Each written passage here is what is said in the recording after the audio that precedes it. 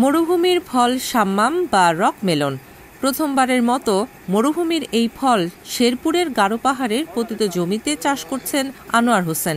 সফলতাও পেয়েছেন তিনি। আনোয়ার হোসেন জানান, ইউটিউব দেখে মরুভূমির এই ফল চাষে আগ্রহী হয়ে ওঠেন। ৪,০০০ টাকা দিয়ে বীজ সংগ্রহ করে ১০% জমিতে রোপণ করেন তিনি। এতে সব মিলিয়ে তার খরচ হয় ২৫,০০০ টাকা। মাত্র ৩ মাসের মধ্যে এ ফল খাওয়া ও বাজারে বিক্রি করার উপযোগী হয়েছে। এই ফল বিক্রি করে তার আয় হবে লক্ষ টাকা। ইউটিউবে সার্চ করলাম যে আসলে লাভবান যে ফসলগুলা ওগুলা কিভাবে কি করা যায়। ভাবলাম যে ওই সৌদির ফসল যদি বাংলাদেশে করতে পারি, ১০% জমিতে আপনার ২০ থেকে ২৫,০০০ টাকা খরচ হয়। আর খরচ শেষে এখন যে পরিমাণ ফল আছে আলহামদুলিল্লাহ আমি আশা করতেছি যে লক্ষাধিক টাকা বিক্রি করতে পারবো। শাম্মাম কুমড়া গাছের মতো লতানো গাছ, প্রতিটি গাছেই ফল এসেছে।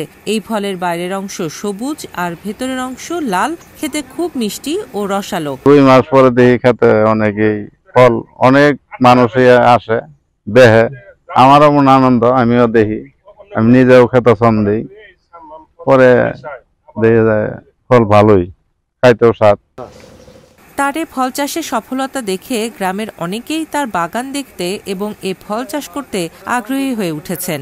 এটা বিদেশি ফল, বিদেশ থেকে আনার পরে সে লাগাইছে। এর যদি ভালো হয় তাহলে আগামীতে আল্লাহ যদি বাঁচায় আমরাও লাগাবো। আনোয়ার একটি সৌদি আরবের ফল নিয়ে লাগাইছে। এটা তার ফল হয়েছে, যদি লাভ মতন হয় তাহলে আমরা আগামীতে এটা ব্যাপক চাষ করবো।